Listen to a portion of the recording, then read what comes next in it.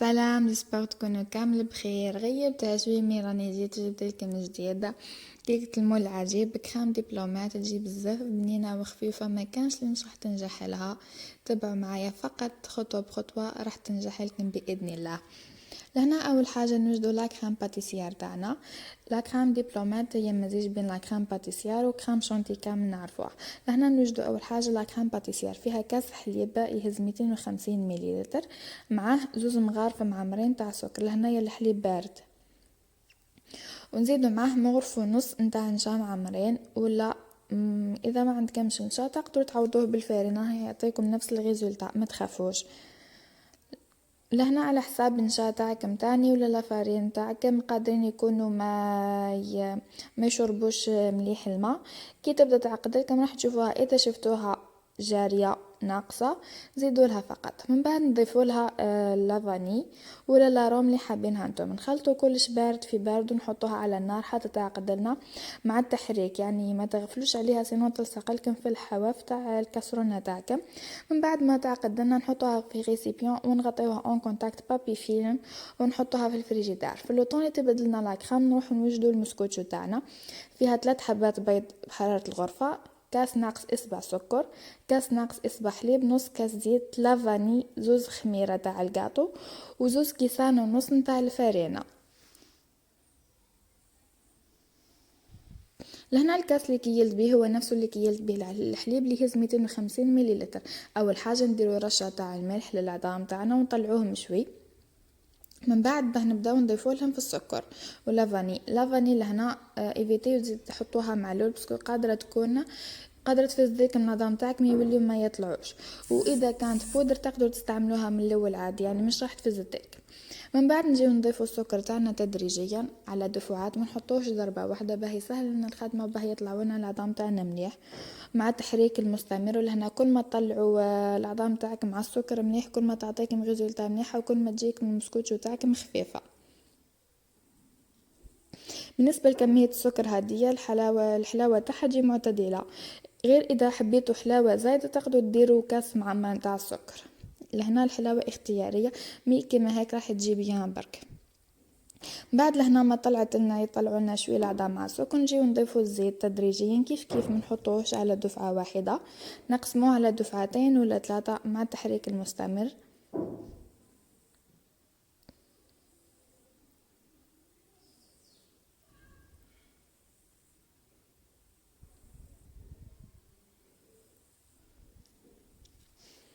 لهنا من بعد ما كملنا تحريك نحبسوا الباتر تاعنا، يعني العظام والسكر الفاني والزيت بالباتر. ابخي نحبسوا الباتر، يعني تقدروا تستعملوه تكملوا به، مي من الاحسن تحبسوه خير. نجيو لهنا نضيفوا الحليب تاعنا ونخلطوه بالفوية فقط، يعني بلا باتر، تدريجيا حتى نكملوا كامل الكمية.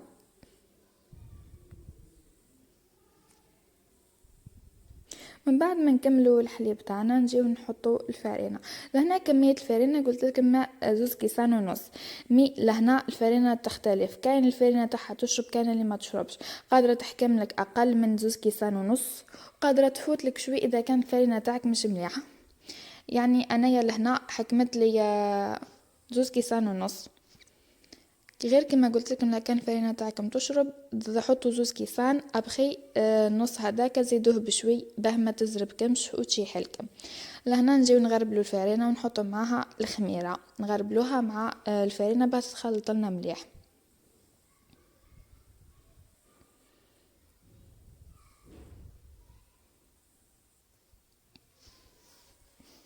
نكملوا بنفس الطريقه حتى نكملوا كامل الكميه. في الاخير نجيو نضيفوا شويه خل ابيض، لهنايا نص مغرفه كبيره ولا مغرفه صغيره نتاع القهوه، ونخلطوها مع الخليط تاعنا مليح. من جهة أخرى كنت ديجا سخنت الفرن، يعني عندي تقريبا نصف ساعة ملي سخنته، باهي نحط المسكوتشو تاعنا طيب لنا في راحتها وتطلع لنا مليح، مش راح يلهفها هذاك، مش راح تلهفها سخانة تاع الفور. ونجيبو لهنايا المول تاعنا اللي كنت ديجا درتو بالزبدة ورششت عليه شوي فرينة باه ما يلصقليش، ونحطو الخليط تاعنا فيه ونحاولوا نخبطوه شوي باه يخرجوا هذوك فقاعات تاع الهواء ويكون بمستوى واحد. يعني كي تطلع لنا مش راح تجي جهة عالية وجهة واطية. لهنا درجة الحرارة تكون 180، يعني كما كامل القاطو باه ما يطيب لنا في عقلها وما تتلهفش. لهنا من بعد ما طابت لنا كيف تعرفوها راح دخلوا فيها الموس، اذا خرج ناشف تسمى سيبون راهي طابت. انا لهنا نسيت بلي راهو سخون، حرقتني يدي وليت خليتها بردت شوي بعد باهو قلبتها. شوفوا كيفها طابت حمراء يعني من الفوق ومن التحت، وجات خفيفة ربي يبارك خلا. لهنايا بلاكرام، لاكرام تاعنا لاكرام باتيسير تاعنا بردت، يعني كما تشوفوا في القوام تاعها. شوفوا كيفاه يعني كي هبطت عبارة عن كتلة واحدة. نفرغوها في غيسيبيون كبير ونطلعوها شويه بالباطر حتى تتحل، ترجع لنا كرام كيما هكا.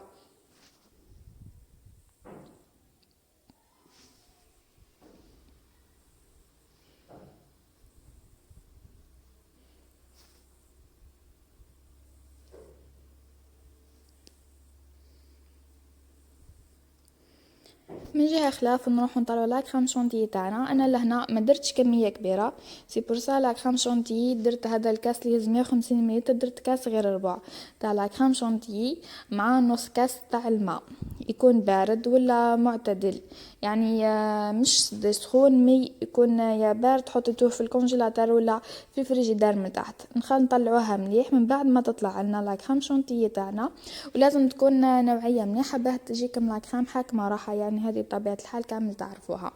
بعد نجيو هذيك لا كريم باتيسير اللي طلعناها نقسموها على دفعتين ونخلطوها مع لا كريم شونتيي تاعنا كما تشوفوا بهذه الطريقه.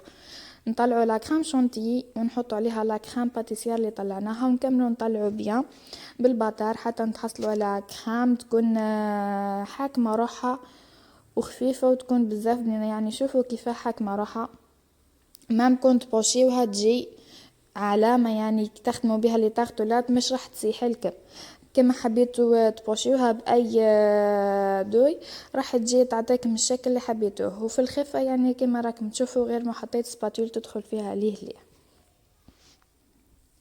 من بعد نروحوا للكيك تاعنا هذاك ولا المسكوتشو تاعنا نجيو نشربوها شوي. لهنا تحبوا تشربوها بالسيرو، انا درت السيرو نص كاس سكر مع كاس ماء، خليتهم يغليو 10 دقائق طفيت عليهم. سينو تقدروا تشربوهم بالحليب ولا تقدروا ما تشربوهاش تاني بس تجي ديجا خفيفه. انا فقط نحب نشرب ديما المسكوتشو تاعي ولا جينواز، نشتيها تكون خفيفه خلا. هنا من بعد ما شربناها نجيو نحطوا لا كريم تاعنا ونليسيوها من الفوق. نحاولوا نديروا مستوى يعني سطح مستوي يكون نفس الارتفاع من جهات، تكون ما تكونش جهه طالعه وجهه هابطه، باه يجينا الشكل تاعها متحوف بريزونطابل. كما تشوفوها راح تسخفكم من اول نظره.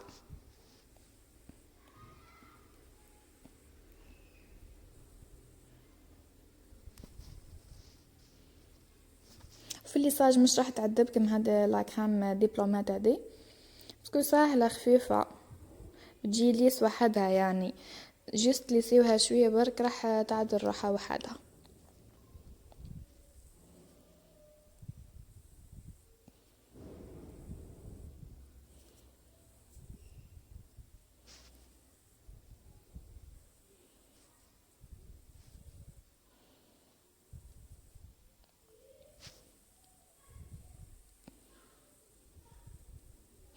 ومن بعد ما تكملوا الليساج تاعها زينوها بوش تحبوا.